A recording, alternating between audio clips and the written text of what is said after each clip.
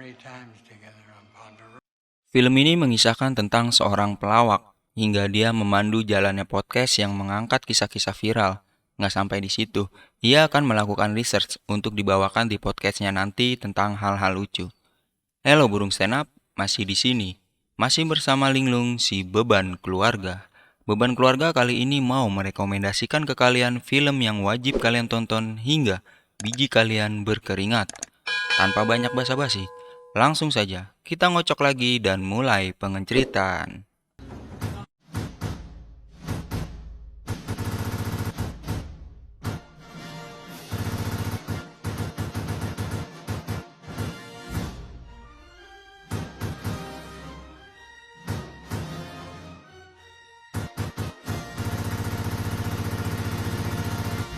Di awal film kita disajikan dengan seorang pemandu podcast dan juga pelawak bersama rekannya. Orang ini bernama Welles. Ia adalah seorang pelawak dan juga pemandu podcast yang mengangkat kisah-kisah viral di internet. Dia tidak sendirian, ia bersama satu rekannya bernama Teddy. Teddy ini adalah rekan dari Welles yang juga mereaction kisah-kisah viral dari yang sadis hingga yang biasa-biasa saja. Terlihat mereka berdua sedang membuat lelucon tentang seorang pemuda yang menggunakan samurai yang tidak sengaja memotong bagian kakinya sendiri.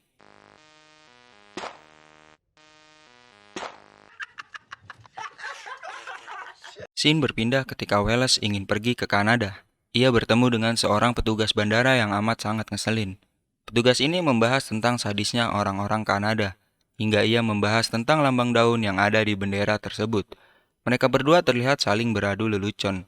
Ya, karena Welles tak lain tak bukan adalah seorang pelawak. Right there on our flag. It's right there when you look at it. Right. And we're tolerant.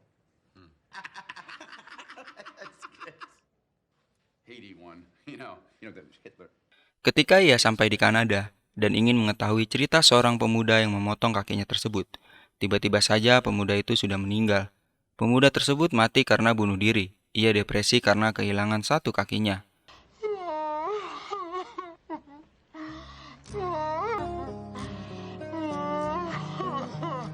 Di suatu bar yang bernama H, Welles menelpon Teddy untuk menginfokan kalau pemuda itu sudah meninggal karena bunuh diri akibat depresi yang ia derita. I gotta be honest, man. There's nothing weird about Canada. Oh, shit. Tak lama Welles ke toilet ingin buang air kecil. Ia melihat tulisan yang berisikan tawaran menginap gratis dengan cara mendengarkan cerita menarik dari sang pemilik rumah itu. Karena sudah terlanjur di Kanada, Welles pun mencoba untuk mendatangi dan mendapatkan hal yang lucu dan unik tersebut. I do not wish to spend my remaining years alone. Tiba dia di supermarket. Tak lupa dia membeli minuman yang ia sering kendarai ketika sedang berpergian. Dan dia menanyakan alamat yang diberikan oleh penulis atau pemilik rumah itu. Di perjalanan sambil melihat Google Maps, tak lama pun Welles sampai di kediaman pemilik tempat tinggal gratis tersebut.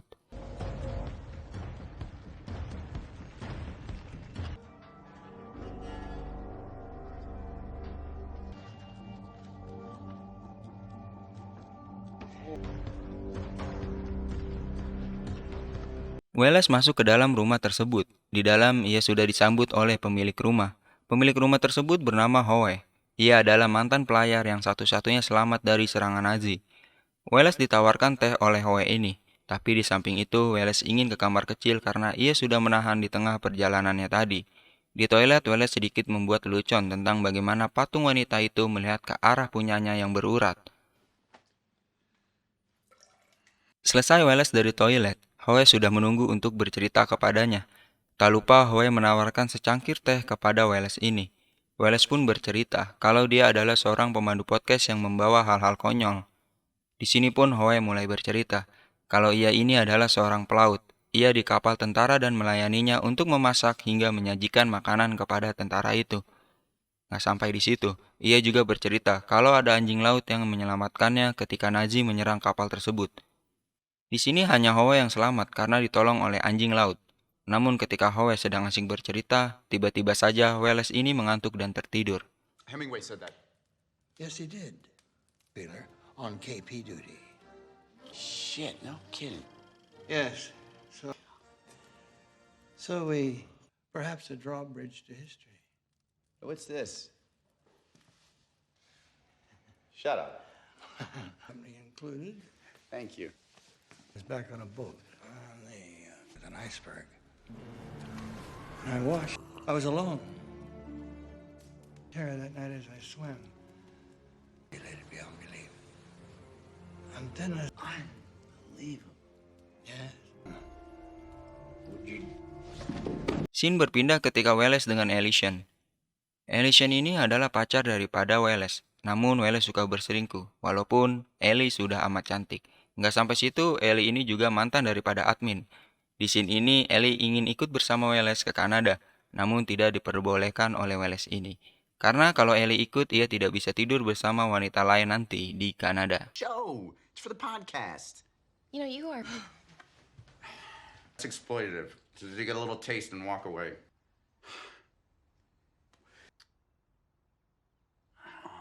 The scope on stage. Oh. Wallace terbangun dari tidurnya, sedangkan Howe sedang mengelapi tanduk yang ia pegangi. Di sini Wallace kaget kenapa dia tiba-tiba tertidur. Namun Howe menjelaskan kalau ketika di perjalanan tadi ia sudah digigit oleh laba-laba karena perjalanan dari kota ke tempatnya Howe ini masuk ke anta beranta. Nggak sampai situ, tiba-tiba saja Wallace kaget kalau kakinya sudah tidak ada. Sedangkan Howe berkata tadi sempat ada dokter yang kesini untuk mengobati kakinya. Kakinya harus diamputasi. Sedangkan ini hanya alibi dari Howe saja. filled you with so much poison that you're... Oh my god! You can be very red in tooth and claw. What? What the fuck is this? Right. Di meja makan, Wallace disuruh makan oleh Howe, namun ia tidak bisa menggerakkan badannya karena sudah diberikan obat oleh Howe. Di satu sisi, Wallace mulai curiga kalau Howe ada niat untuk mencelakakannya hingga Wallace pun berteriak. Di sini terlihat kalau ia hanya beralibi memakai kursi roda, tetapi ia berdiri untuk menghampiri Wallace dan menamparnya.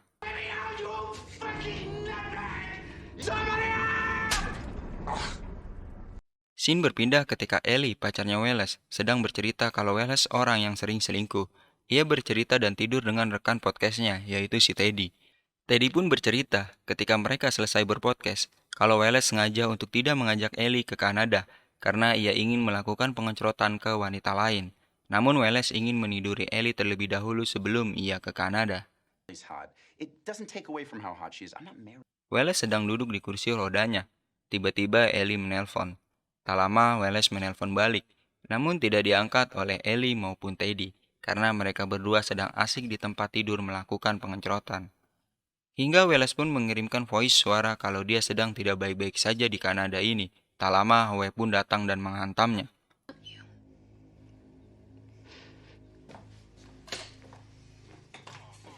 I'm somewhere like in bumfuck Manitoba. Keesokan harinya, Ellie, pacarnya Wallace, menerima voice. Ia melaporkan ke Teddy untuk segera ke Kanada menolongnya. Howe terlihat sedang menjahit untuk menyatukan tangannya ke badannya Wallace.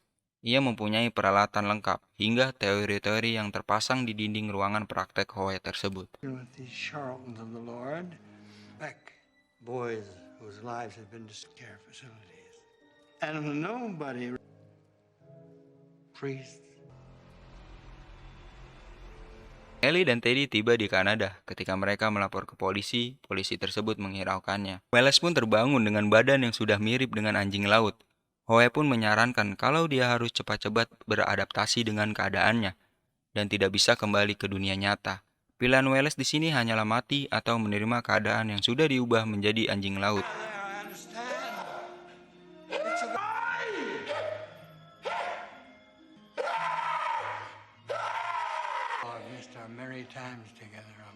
Teddy dan Ellie mencari ke tempat sewa mobil hingga ke Barha yang didatangi oleh Wallace.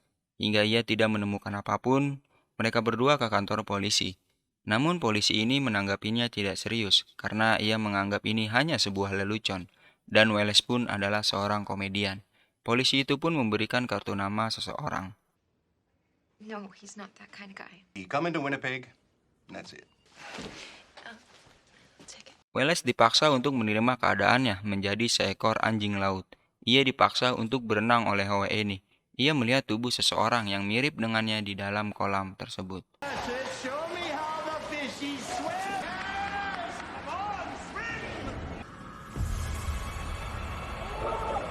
Guy Lapointe. Ia adalah seorang detektif yang pernah menyelidiki seseorang pembunuh seperti Howe ini. Di suatu restoran, ia menjelaskan kalau sudah ada korban yang dibuat oleh Howe. Kira-kira sudah ada 23 orang. Dan kalau Welles menjadi korban berikutnya, berarti sudah ada 24 orang dibuat olehnya. It's a very thick number to look at, I can tell you that. Son the Force nicknamed this killer. Can you come closer? Nggak sampai situ juga. Guy Lapointe bercerita 2 tahun lalu, ia bertemu dengan Howe di suatu perkampungan. Ia datang ke tempat Howe untuk menyelidiki orang hilang dari bidang atlet golf. Namun Howe beralibi kalau yang datang adalah petugas untuk membersihkan kamar mandinya dari laba-laba. Akhirnya mereka bertiga lanjut ke penyelidikan berikutnya. No. Passion for the game between here and Quebec City. No, I'm not the coach. No, I'm just the Putin gives really just a lowly homicide detective. Have a wonderful day, sir. Thank you very much. But ever since that day, I stopped, and I was standing on the porch. Do you want to know what my theory is? The legs. He sews the arms inside the hole of his mouth. She's like my own mama, you know. Howe bercerita tentang bagaimana ia bertahan hidup dengan anjing laut yang telah menolongnya, hingga ia harus memakannya demi kelangsungan hidupnya. Dan tak lama pula Howe memberikan ikan untuk Welles memakannya. Ia mengintip dari pintu yang terdapat kacanya.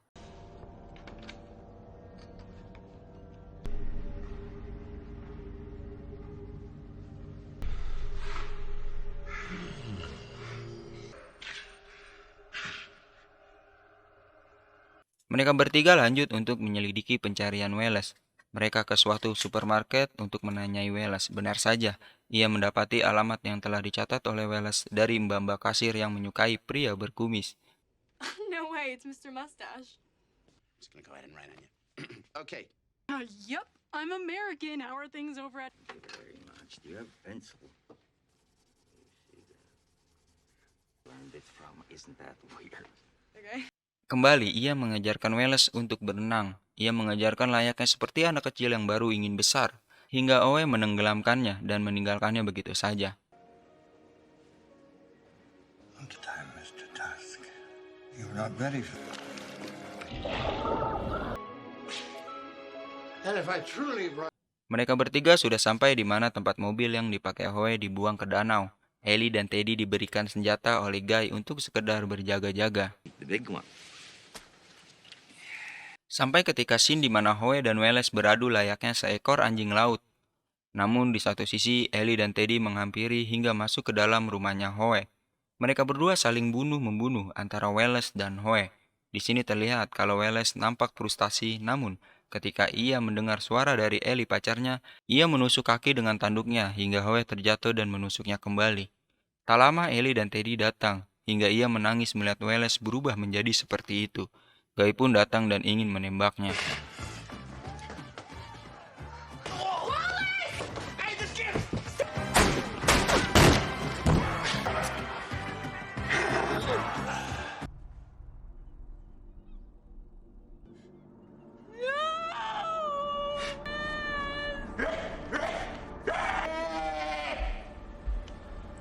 Satu tahun berlalu, Teddy dan Ellie datang membawa seekor ikan. Mereka berdua merawat Welles di pekarangan rumah yang terdapat kolam renangnya. Di sini cinta mereka begitu besar. Terlihat Ellie menangis tak terima Welles menjadi seperti itu, dan Welles pun sama demikian. Oke gengs, itulah film Tux 2014. Tunggu film-film menarik dari channel ini ya gengs. See you di next video. Bye.